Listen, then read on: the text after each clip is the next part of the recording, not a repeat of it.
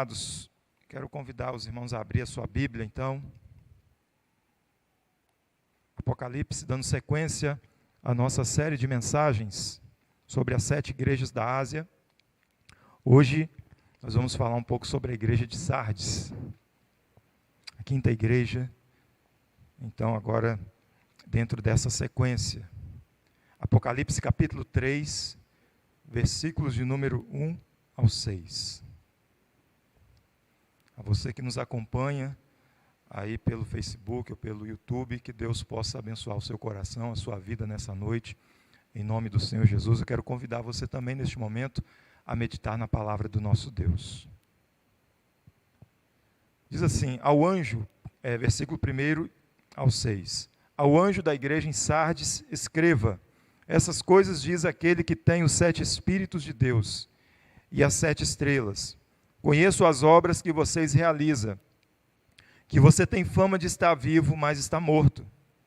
Fique vigiando e fortaleça o restante que estava para morrer, porque verifiquei que as obras que você realiza não são íntegras na presença do meu Deus. Lembre-se, pois, do que você recebeu e ouviu, guarde-o e arrependa-se. Se você não vigiar, virei como ladrão. E você de modo nenhum saberá em que hora virei contra você. Mas você tem aí em Sardes algumas poucas pessoas que não contaminaram as suas vestes. Elas andarão comigo, vestidas de branco, pois são dignas. O vencedor será assim vestido de branco, e de modo nenhum apagarei o seu nome do livro da vida. Pelo contrário, confessarei o seu nome diante do meu Pai e diante dos seus anjos. Quem tem ouvidos, ouça o que o Espírito diz às igrejas. Amém, irmãos? Louvado seja o nosso Deus. Eu quero meditar, irmãos, nessa noite sobre o tema que diz o perigo de uma igreja autossuficiente. O perigo de uma igreja autossuficiente. Queridos, e o que é ser autossuficiente? Segundo o dicionário, ser autossuficiente é a capacidade de viver sem depender de outrem, ou seja, uma vida de total independência. Isso é ser autossuficiente.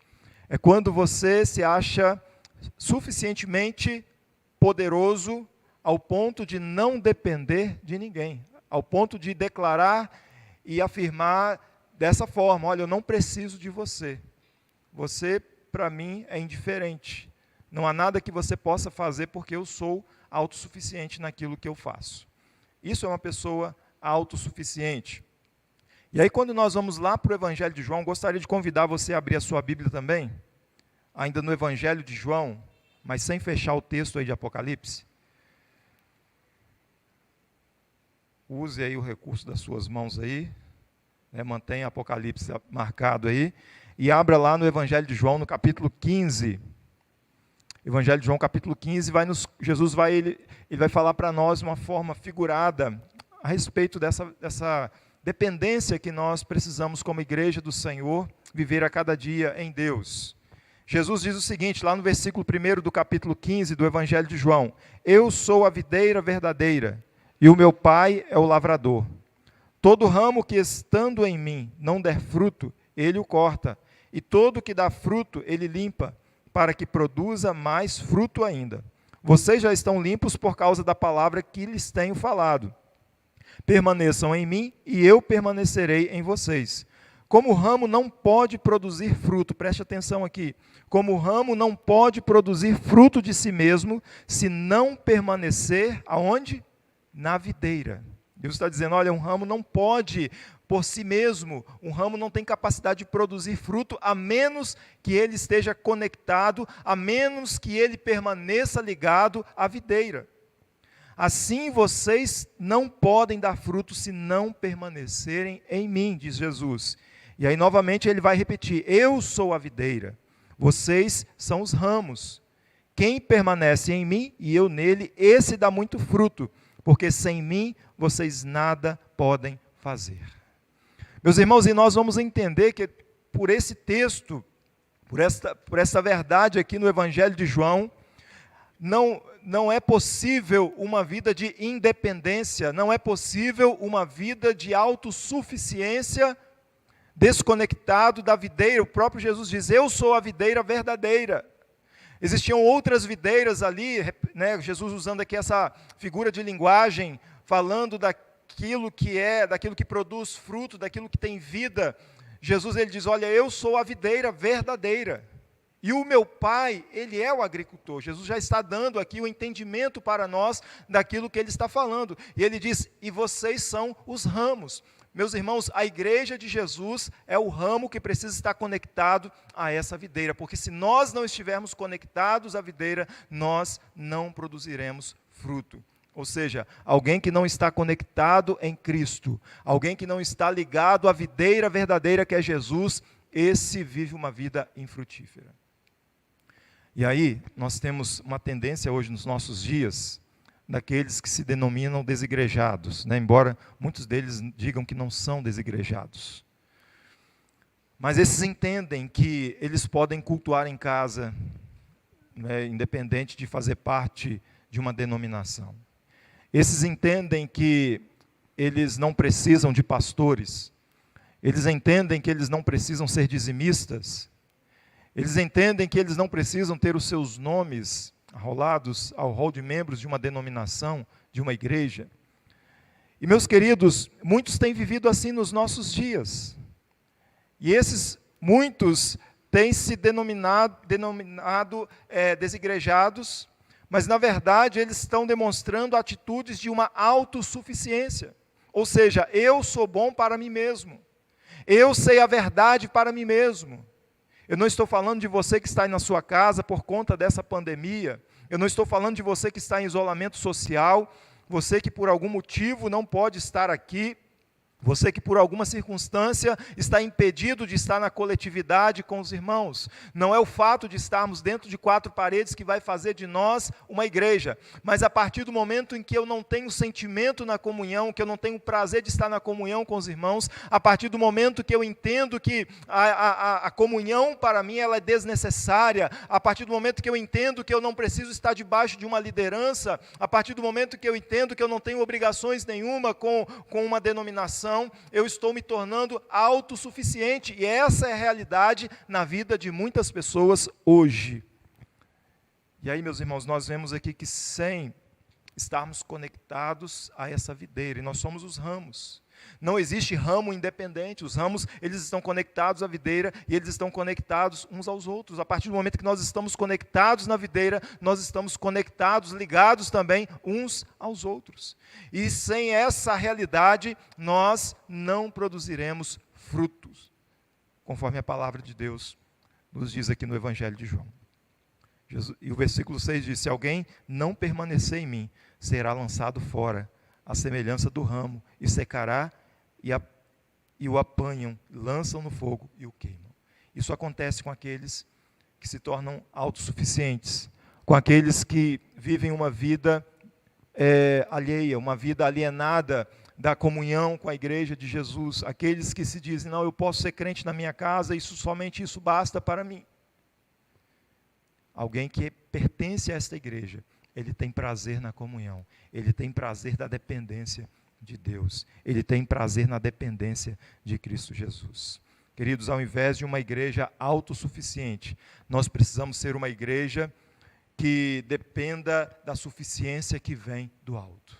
Nós não podemos ser uma igreja autossuficiente, achando que nós podemos tomar as nossas decisões por nós mesmos, seguir os nossos próprios caminhos, ter os nossos próprios destinos, ter as nossas próprias opiniões, sem nos levar em conta, sem nos importarmos com aquilo que a palavra de Deus fala para nós. E quando eu falo de autossuficiência, eu não estou falando de capacidade. Capacidade é uma coisa, e cada um de nós somos capazes em alguma coisa. Cada um de nós temos certas capacidades de realizar alguma coisa. Mas isso não nos torna independentes, isso não nos torna autossuficientes ao ponto de não reconhecer a soberania de Deus. Ao ponto de virar as costas para a igreja de Jesus, ao ponto de desprezar essa instituição que foi criada pelo próprio Senhor Jesus lá na igreja primitiva. Nós fazemos parte desta igreja. Você faz parte desta igreja. E, queridos, nós precisamos viver a cada dia uma vida de total e completa dependência do nosso Deus. O problema de quando muitas pessoas se tornam autossuficientes é quando elas também se tornam arrogantes, é quando elas se tornam soberbas, é quando elas acham que elas são donos de toda a verdade. Esse é o grande perigo. É quando ela se isola, é quando ela se fecha, não por causa de uma circunstância da qual nós estamos vivendo, mas por causa das inclinações, por causa das suas ambições, por causa do seu egoísmo, por causa da sua soberba, por causa daquilo que ela produz no seu próprio coração. E aí, meus irmãos, quando nós olhamos para essa carta, voltando aqui para o Apocalipse, quando nós olhamos para essa carta ela vai revelar exatamente a condição daquela igreja. Essa carta ela vai falar exatamente qual era a condição da igreja que estava lá em Sardes. E aí, quando nós entendemos a história daquela igreja, quando nós olhamos para a história daquela cidade, nós vamos entender que a igreja estava absolvendo aquilo que a cidade era. Ou seja, a igreja ela estava deixando de ser influência e passando a ser influenciada. Meus irmãos, esse é o grande perigo quando uma igreja de Jesus, quando o povo de Deus, eles se acham autossuficientes. Quando alguém se acha autossuficiente, ele passa então a não depender mais de Deus, ele passa a não depender mais dos recursos de Deus, ele passa a confiar em si mesmo, ele passa a confiar nos seus poderes, ele passa a confiar naquilo que ele é capaz de fazer, independente se há um Deus soberano, independente se há um Deus que pode mudar a história, independente se há um Deus que pode mudar as circunstâncias dessa vida. E muitas pessoas têm fechado os olhos para isso. A cidade de Sardes, e aí você vai entender o porquê que Jesus ele disse para eles, olha, eu virei como um ladrão, se você não vigiar, eu virei como um ladrão. Na hora que vocês menos esperar, eu virei como um ladrão. Aquela cidade ela foi construída no alto de um monte. Interessante a história dessa cidade.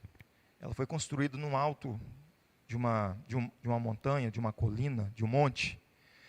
E aí eles fortificaram aquela cidade.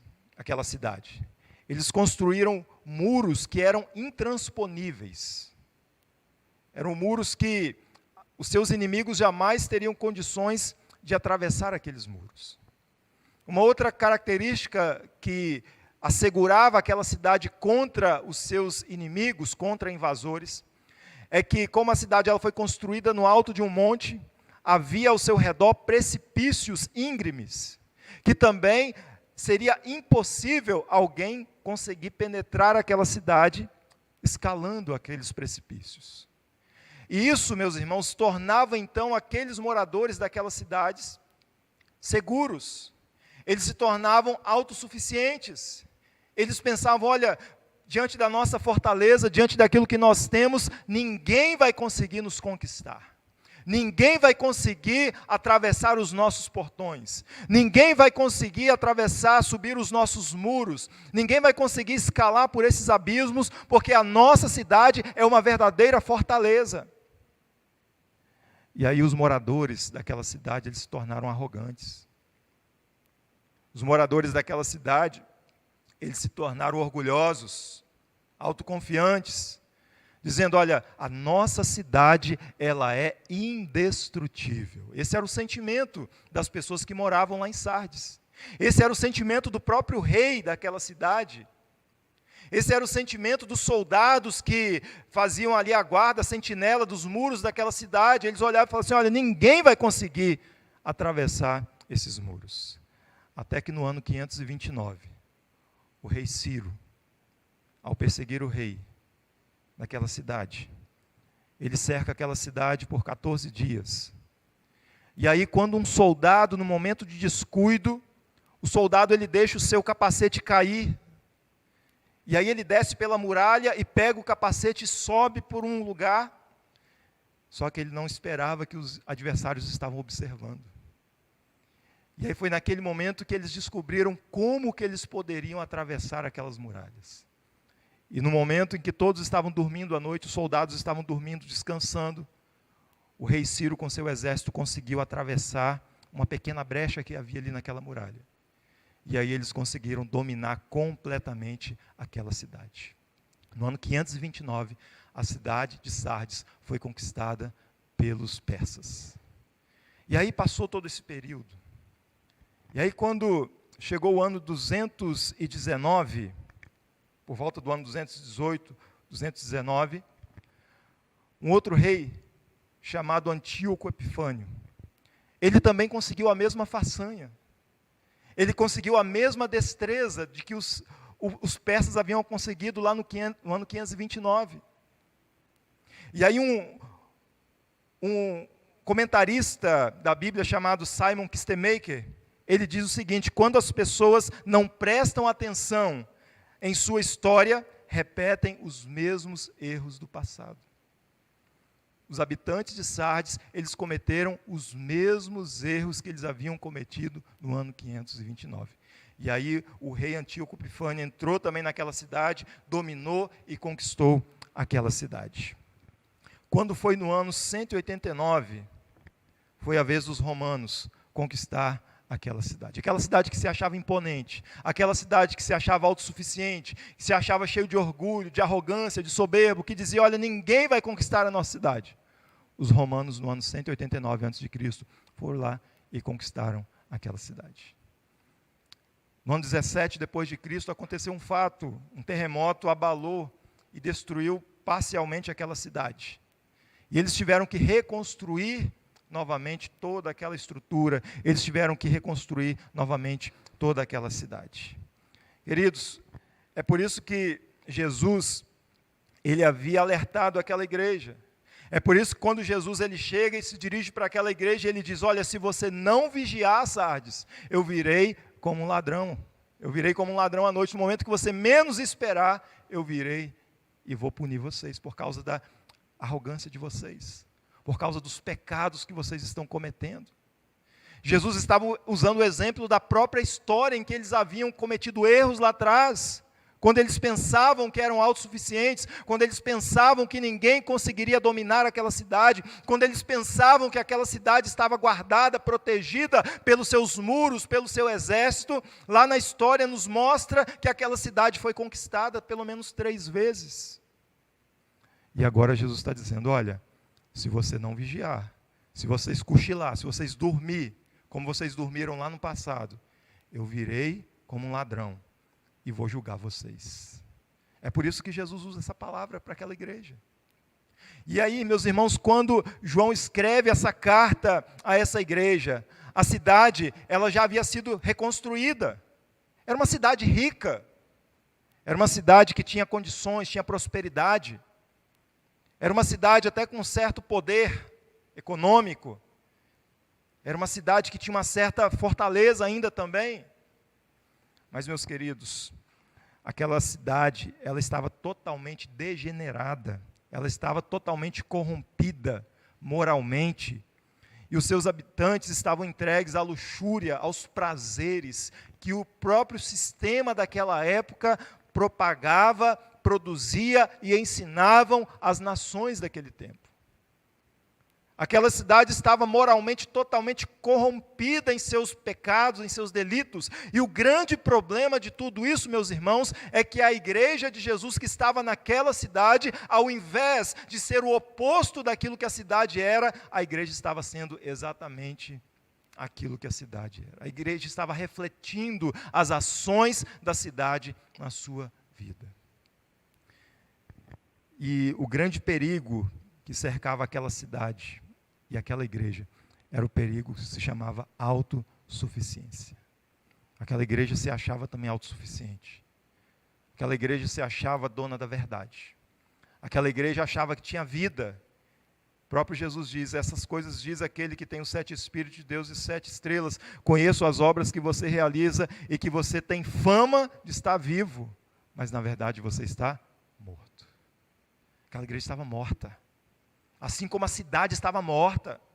Espiritualmente eles estavam às cinzas, espiritualmente eles estavam entregues à imoralidade, eles estavam entregues à devassidão, eles praticavam tudo aquilo que abominava aos olhos de Deus, tudo aquilo que Deus repugnava, tudo aquilo que Deus desprezava, tudo aquilo que Deus rejeitava, a cidade praticava e alguns irmãos daquela igreja também estavam praticando. E aí, meus irmãos, nós precisamos entender o seguinte, que quando nós nos tornamos autossuficientes, nós deixamos de olhar para a soberania de Deus. Nós deixamos de ser dependentes de um Deus poderoso. Nós precisamos, então, ser reavivados. A igreja de Jesus, a exemplo, o contrário daquilo que Sardes estava vivendo, nós precisamos ser reavivados por um desejo da presença de Deus em nossas vidas. Nós precisamos ser reavivados por um desejo pela total dependência do nosso Deus. Nós precisamos depender de Deus, como nós cantamos agora há pouco, mais que o ar que eu respiro, eu preciso de Ti, Senhor. Assim como um pai se compadece dos seus filhos, o Senhor Ele tem se compadecido de nós, meus irmãos. Quando nós estamos ensinando o Apocalipse aqui pela manhã, nós estamos falando e ensinando à igreja, os irmãos, que a mensagem do Apocalipse, ela é uma mensagem de arrependimento. Deus está dando tempo para que as pessoas se arrependam dos seus pecados. Meus irmãos, existe algo que é mais perigoso, existe algo que é mais mortal, existe algo que é mais nocivo do que o Covid-19. Eu já falei isso e reafirmo novamente. Se chama pecado. O Covid tem o poder de me levar para a sepultura, mas o pecado tem o poder de me levar para o inferno. O pecado tem o poder de me levar para longe de Deus. E é isso que muitas das vezes, meus irmãos, as pessoas estão tão preocupadas com a saúde física, mas se esquecem da saúde espiritual. Meus irmãos, nós precisamos entender que Satanás, ele não vai aparecer com chifres, Satanás ele não vai aparecer com um tridente na mão, ele não vai aparecer com uma capa preta, ele não vai aparecer dessa forma para o mundo e para ninguém. Essa não é a maneira que Satanás age. Satanás ele tem agido para causar medo, para causar pânico, para causar pavor nas pessoas, meus irmãos. Porque ele sabe que se ele dominar as pessoas pelo medo, ele vai conseguir silenciar a voz da igreja. Ele sabe que se ele conseguir causar o pânico, o terror na vida da igreja, a igreja estará acuada. É por isso que a igreja de Jesus ela não pode estar acuada. A igreja de Jesus ela precisa ser a igreja viva, a igreja que não pode estar morta em momento nenhum, mas uma igreja viva, uma igreja relevante, uma igreja presente na sociedade, uma igreja presente no mundo. E você, querido, você é a igreja de Jesus. E se você como igreja, você está desesperado, você não tem esperança, como é que o mundo pode ter esperança se ele não vê esperança na igreja? Se o mundo vê uma igreja morta, uma igreja apática, uma igreja fria, como é que ela pode sentir desejo em buscar a Deus? Como é que o mundo pode sentir desejo de querer conhecer um Deus ao qual a igreja não tem vigor, não tem ânimo, não tem alegria de viver, de proclamar esse Deus? E esse era o grande problema também aqui dessa cidade, dessa igreja. O evangelho que eles viviam era um evangelho morto. Era um evangelho nominal. Eu sou evangélico, eu sou crente. Mas aí as ações, o testemunho, as atitudes.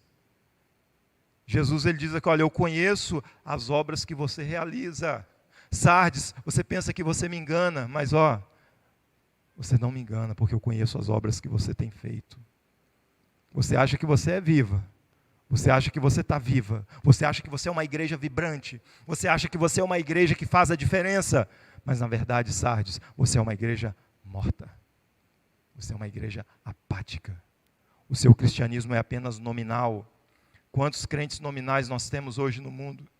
Quantos que se dizem, eu sou evangélico, apenas como um termo genérico, mas não tem compromisso com o evangelho de Jesus, não tem compromisso com a verdade de Jesus, são autossuficientes, querem ser donos do seu próprio coração, no trono do viver da sua alma não é o Senhor Jesus que se assenta, mas é o seu próprio eu.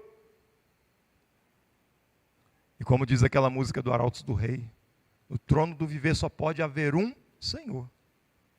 Só pode ter um, não pode ter dois. Se um for amado, o outro será rejeitado. Meus queridos, na nossa vida só pode haver um Senhor. Jesus, Ele é, e deve ser, e sempre será o Senhor das nossas vidas. A igreja precisa ser reavivada por um desejo de dependência total do nosso Deus. E aí nós encontramos aqui algumas verdades. Primeiro, quando a igreja se torna autossuficiente, ela acaba vivendo de aparências. Quando uma igreja se torna autossuficiente, ela se torna uma igreja de aparência, ela acaba vivendo de aparência. Quando alguém se acha autossuficiente, quando alguém mantém uma postura, não, eu sou intocável, eu sou bom, eu sou o cara, eu faço e aconteço. Na verdade, essa pessoa está vivendo de aparência, ela está escondendo algo lá dentro que os outros não veem, mas o Senhor vê. E aí Jesus diz, olha, eu conheço as suas obras, eu conheço aquilo que você faz, eu conheço aquilo que está no seu coração. Você acha que é vivo, mas na verdade você está morto. Estava vivendo de quê? De aparência. Aquela igreja não tinha problema com a doutrina dos nicolaítas. Aquela igreja não tinha problema com a doutrina lá dos seguidores de Balaão, da doutrina de Balaão. Aquela igreja não tinha problema, não tinha uma Jezabel lá dentro que ensinava, enganava as pessoas, seduzia as pessoas a se prostituir e à idolatria. Aquela igreja não tinha esse tipo de problema, meus irmãos, mas qual era o problema daquela igreja? Aquela igreja tinha um grande problema, que a espiritualidade dela era uma fraude. A espiritualidade daquela igreja era superficial. Aparentava ser alguma coisa, mas na verdade não era nada. Não era nada. Era morta. E aí, uma igreja aparentemente viva, mas essencialmente morta. Esse era o quadro daquela igreja. Aparentemente estava viva, mas na sua essência ela estava morta. Jesus diz, tens um nome que vive, mas na verdade você está morto.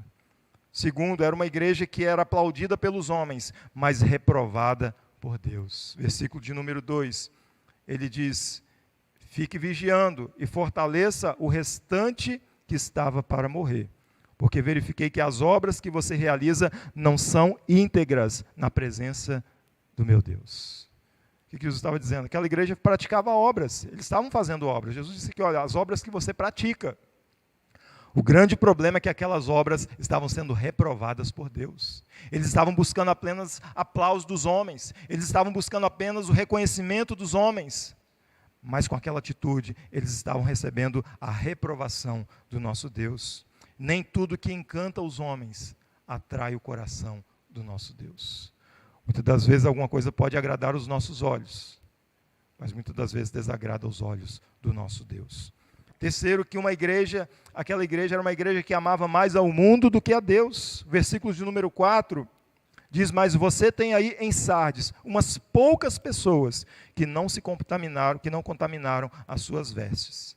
Ou seja, se existiam algumas pessoas, poucas pessoas que não se contaminaram com as vestes, logicamente existiam pessoas que já haviam se contaminado. Aquela igreja estava amando mais ao mundo, estava amando mais as práticas mundanas, estavam amando mais aquelas práticas que aquele sistema romano, que aquele sistema de idolatria, de que aquele sistema pagão ensinava para a sociedade daquela época. E dessa maneira, meus irmãos, aquela igreja estava se perdendo na sua própria essência. Por baixo daquela camuflagem de piedade, existia uma igreja mundana, uma igreja que estava morta.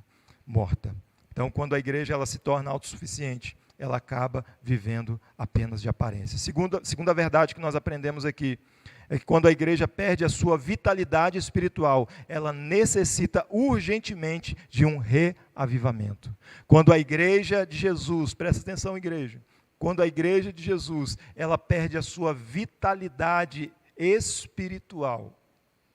O que é um vigor espiritual? Desejo de orar, desejo de ler a Bíblia, desejo de estar na comunhão com os irmãos, saudade de estar no culto, saudade de estar aqui no templo, saudade de estar na presença de Deus, vontade de fazer evangelismo, vontade de fazer missões, vontade de ajudar as pessoas, vontade de falar de Jesus. Quando a igreja perde isso, meus irmãos, ela está precisando urgentemente de um reavivamento espiritual. Esse era o cenário daquela igreja. Aquela igreja havia perdido tudo isso. Ela precisava de reavivamento. Precisava ser reavivada. E aí nós vamos ver o que é a solução para isso. O que pode solucionar esse problema. É por isso que Jesus, ele se apresenta, aqui no versículo 1, ele diz: ao anjo da igreja em Sardes, escreva, essas coisas diz aquele que tem os 7 Espíritos de Deus e as 7 estrelas. O que Jesus estava dizendo? Somente o Espírito de Deus é capaz de produzir vida na igreja. Somente o Espírito Santo é capaz de gerar vida novamente aonde está morto. Lembra daquela passagem lá de Ezequiel 37? O Senhor leva Ezequiel a um vale de ossos secos. E Ezequiel começa a contemplar aquele vale e o Senhor diz: filho do homem, pode esses ossos voltar a viver? E Ezequiel diz: tu sabes, Senhor. E qual foi a palavra do Senhor? Então profetiza sobre esses ossos. E quando Ezequiel começou a profetizar, aqueles ossos começaram a se mexer, começou a se levantar, e nervos, e carne, e músculo, e pele começou a cobrir aqueles ossos. De repente se levantou um grande exército. Meus irmãos, só o Espírito Santo de Deus é capaz de reavivar um coração morto. Só o Espírito Santo de Deus é capaz de trazer à vida aqueles que estão espiritualmente mortos. É por isso, meus irmãos, que a salvação não é pelas obras, porque não há obras que nós possamos praticar que nos leve à salvação. Mas a salvação é quando nós recebemos a graça de Deus, porque é pela graça que nós somos salvos por meio da fé, e isso não vem de mim e de você, é um dom do nosso Deus. Só o Espírito Santo de Deus é capaz de reavivar a igreja de Jesus. É por isso, meus irmãos, que a função da igreja é orar, é pedir: Senhor, traz avivamento. A palavra de Deus diz lá em Crônicas 7,14, se o meu povo que se chama pelo meu nome, se humilhar, orar, se arrepender e se converter dos seus maus caminhos, então, somente assim, meus irmãos, é que o Senhor virá dos céus, perdoará os nossos pecados e sarará a nossa terra. Uma terra seca, ela precisa de chuva para produzir.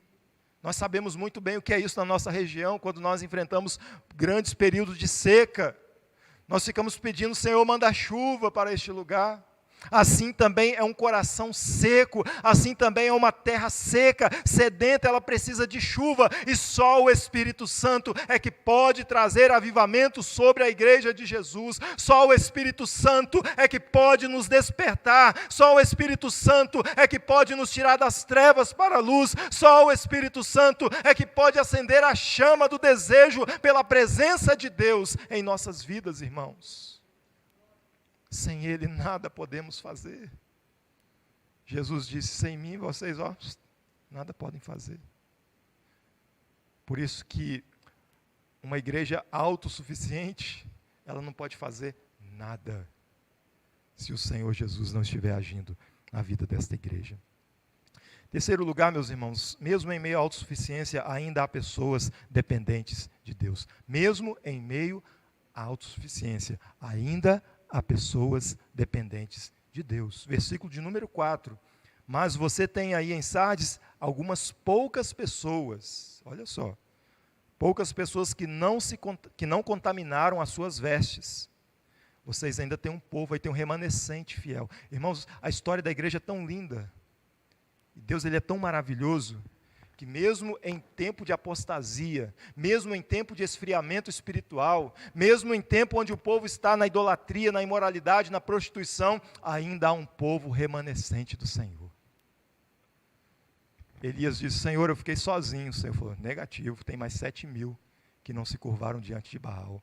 O que esses 7.000 estavam fazendo? Estavam lá orando: Senhor, traz avivamento, muda a história dessa nação, muda a história desse país, transforma o coração desse povo, transforma o coração desse rei, Senhor. Queridos, a igreja precisa orar, ao invés de ir para o Facebook reclamar, ao invés de ficar postando meme, fazendo postagens, nós precisamos clamar a Deus, levantar a nossa voz e pedir: Senhor, muda a história da nossa nação, muda a história do nosso país, muda o coração daqueles, ó Deus, gerando arrependimento daqueles que têm o poder de governar essa nação.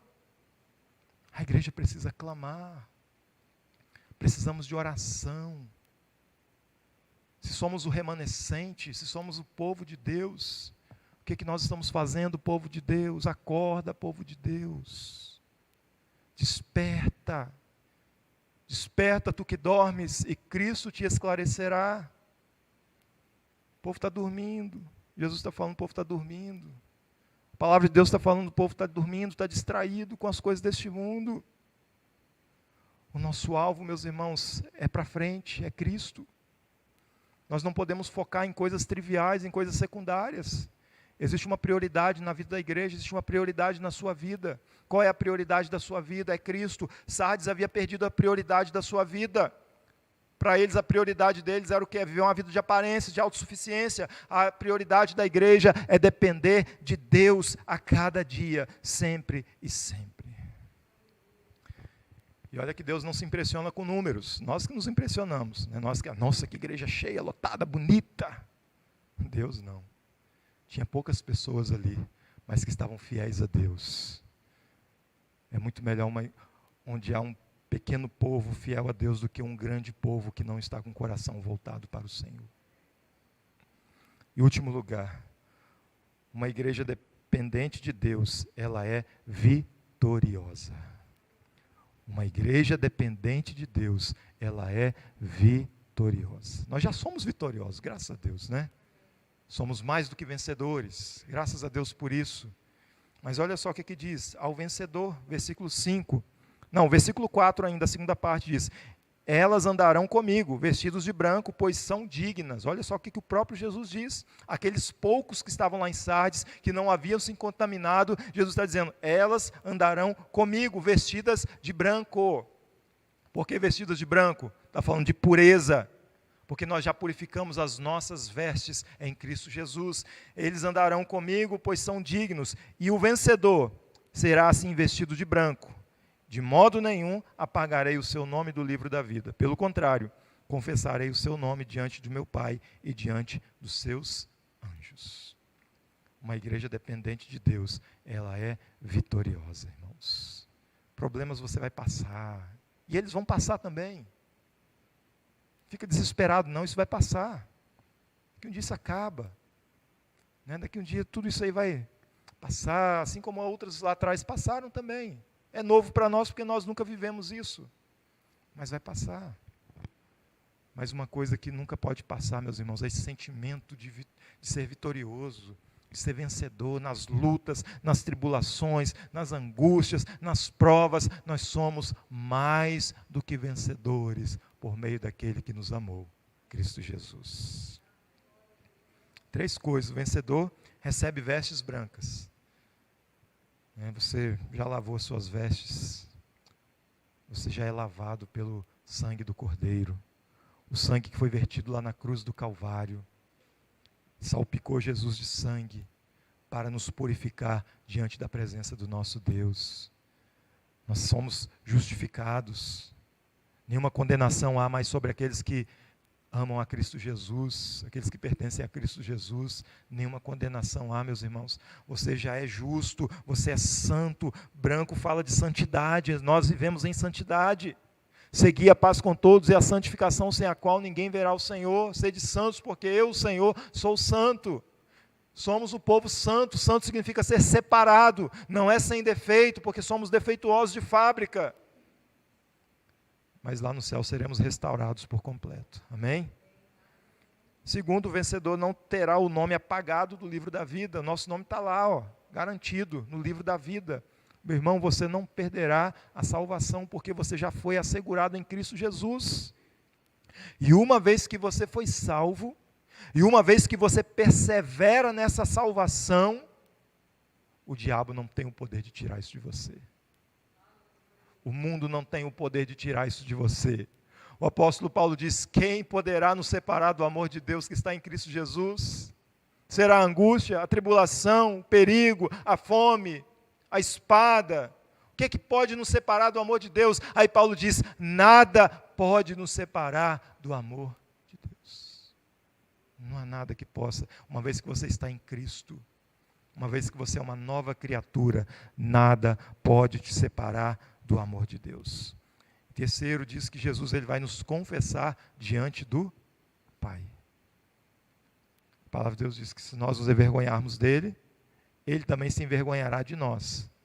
Mas se nós o confessarmos, ele também nos confessará diante do Pai. Naquele dia nós chegaremos diante do trono do Pai. E Jesus então dirá: não, esses são os meus servos. Esses são os meus eleitos. São os meus escolhidos, aqueles por quem eu morri, aqueles por quem eu dei a minha vida, aqueles que perseveraram até o fim, esses são meus. Ele nos confessará diante do nosso Pai. Queridos, uma igreja dependente de Deus, ela é uma igreja vitoriosa. Amém? Você é vitorioso, você é mais do que vencedor para a glória do nome do Senhor Jesus. Versículo de número 6 finaliza: quem tem ouvidos, ouça o que o Espírito diz às igrejas. O Espírito está falando. O Espírito Santo está falando ao seu coração. O Espírito Santo está falando com você. A todo momento ele está falando com você. Ele é o Consolador, ele habita em você. Toda hora ele está falando com você. Você precisa estar atento àquilo que o Espírito Santo tem falado ao seu coração e à sua vida. Em nome do Senhor Jesus. A verdadeira dependência de Deus deve sempre nos livrar da tentação da autossuficiência, pois nós, como ramos conectados à videira que é Jesus, precisamos produzir fruto para a glória do nosso Deus. Amém, queridos? E que essa palavra possa nos encorajar, que essa palavra possa te dar coragem durante essa semana, alegria, esperança, paz no seu coração, e que você possa viver toda sorte de bênçãos espirituais na sua vida, para a glória do Senhor Jesus. Quero convidar você a orar neste momento. Feche seus olhos. Fale com Deus nesta hora. Abra o seu coração. Deus Todo-Poderoso, exaltado e bendito é o nome do Senhor. Nós te agradecemos, ó Pai, por mais uma oportunidade de podermos ouvir a Tua palavra, Senhor. Pai querido, obrigado, Deus, porque o Teu Espírito é quem fala ao nosso coração. Pai, nós nos alegramos, ó Deus, ao ouvir essa voz que é majestosa, essa voz que é poderosa, a voz que faz estremecer e despedaçar os cedros do Líbano, mas ao mesmo tempo é uma doce e suave voz que fala ao nosso coração. Pai querido, muito obrigado, Deus, porque a cada dia o Senhor tem nos dado a oportunidade de vivermos para o louvor e para a glória do Teu nome. Pai querido, e neste momento eu peço, ó Deus, que o Senhor continue abençoando a Tua igreja, abençoando o Teu povo, Senhor, espalhado sobre a face da terra, aonde estiver ali, ó Deus, um remanescente, aonde estiver um servo, uma serva do Senhor neste momento, que a graça do Senhor esteja alcançando esse coração, enchendo de alegria, de esperança, de coragem, Senhor, de força, de vigor. Pai querido, em nome de Jesus, não permita, Senhor, que o tempo presente venha, ó Deus, nos amedrontar, nos assustar, nos afastar de Ti, ó Pai, mas que possamos a cada dia estar conectados a essa videira verdadeira que é o Senhor Jesus, e que a cada dia nós possamos produzir frutos, Senhor, que a cada dia nós possamos estar em total, plena dependência do Senhor em nossas vidas, ó Pai. Deus, abençoa o Teu povo sobre a face da terra, abençoa a Tua igreja, abençoa, Senhor, cada vida neste momento, ó Deus, que está aqui nos acompanhando, aqui presencial, aqueles que estão nas suas casas, meu Deus, toma nas Tuas mãos, Pai querido, que essa seja uma semana de paz, uma semana de alegria, uma semana de esperança, de vitória na presença do Senhor, Pai. Deus querido, nós te agradecemos, ó Pai, pelo privilégio de poder servir e adorar ao Senhor. Muito obrigado por tudo. Nós te adoramos, nós te exaltamos, no nome santo de Jesus. Amém e amém. E que Deus continue abençoando o seu coração, a sua vida, sua família, a sua casa. Que essa seja uma semana abençoada e de vitória para você, em nome do Senhor Jesus. Que o grande e eterno amor do nosso Deus e Pai, que a maravilhosa e bendita graça do Senhor e Salvador Jesus Cristo e as doces consolações do Consolador estejam presentes sobre a Igreja de Jesus, hoje e até aquele grande dia a qual estaremos para sempre com o Senhor. E a Igreja do Senhor Jesus diz amém e amém. Louvado seja o nome do Senhor. Meus irmãos, quero desejar a todos uma boa noite, a você que esteve nos acompanhando também na sua casa, uma boa noite, que Deus possa abençoar a sua vida, a sua família, o seu lar também, em nome do Senhor Jesus. Amém, queridos?